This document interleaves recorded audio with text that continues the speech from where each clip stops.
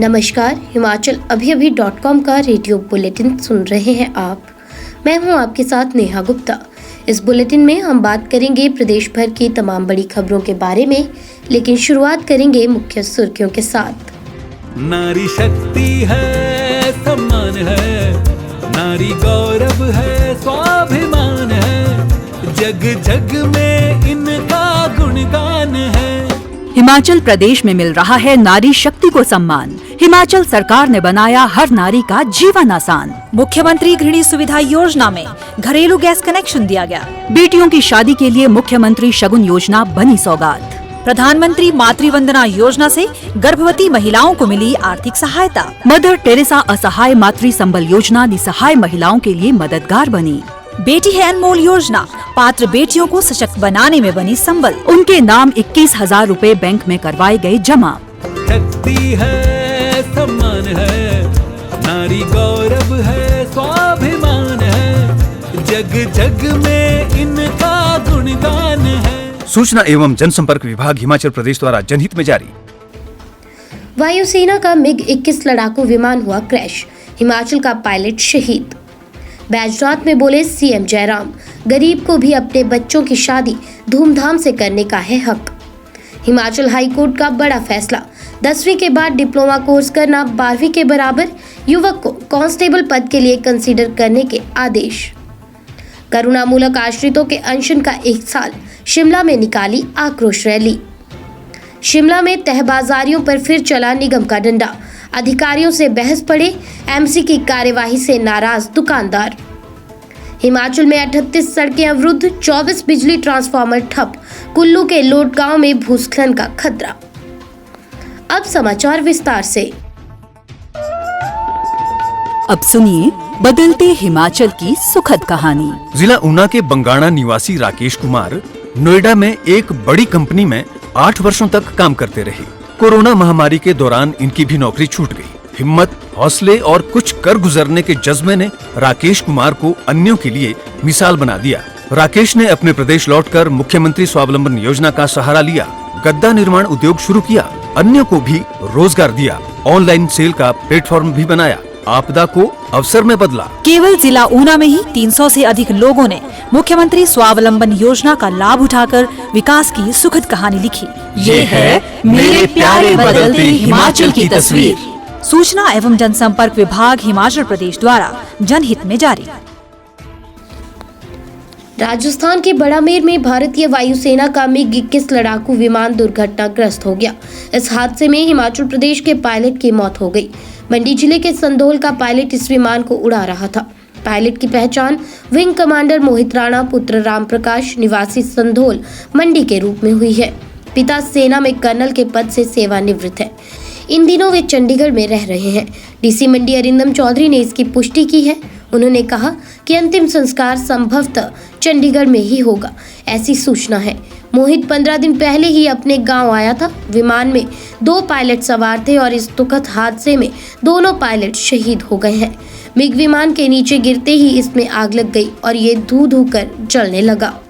हिमाचल में विधानसभा चुनाव जैसे जैसे नजदीक आ रहे हैं, सीएम जयराम ठाकुर प्रदेश भर के दौरे लगा रहे हैं।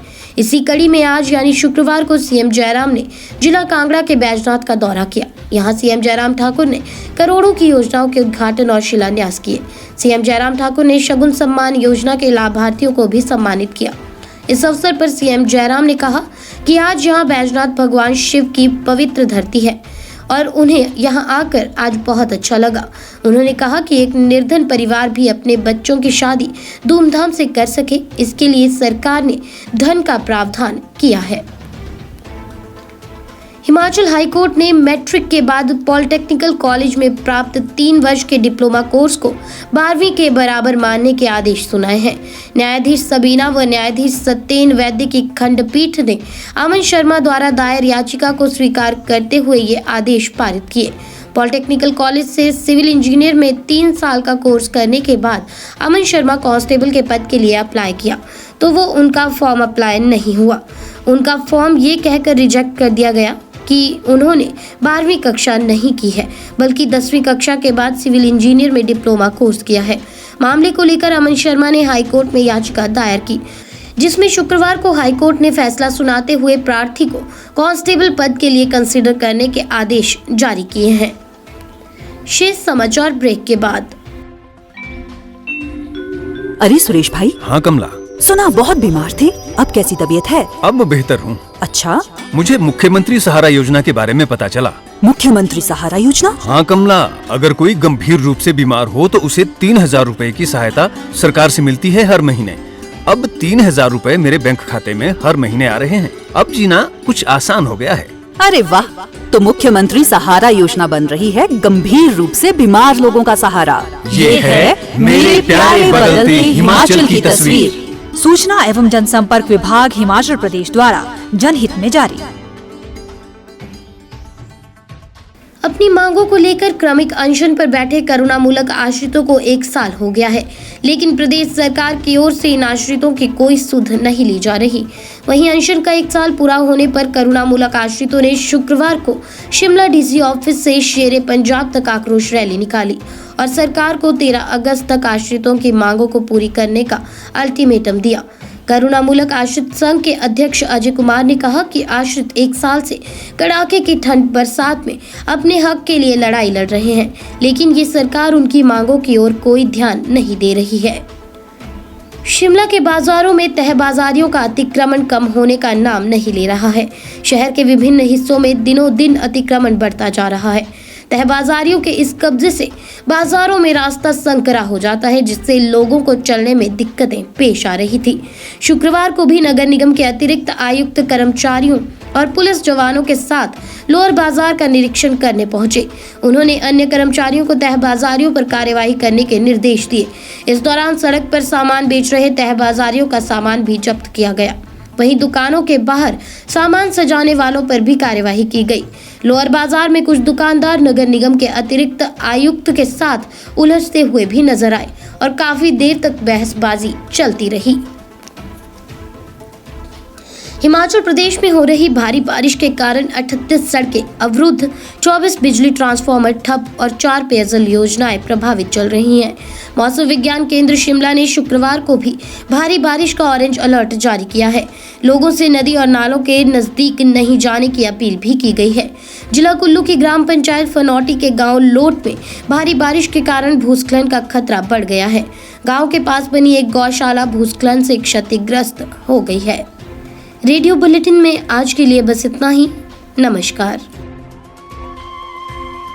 बड़े खुश लग रहे हो जी। हाँ जी, 2017 में जयराम सरकार आई थी। मुख्यमंत्री ने अपने मंत्रिमंडल में पहला फैसला लिया था हमारे हक में।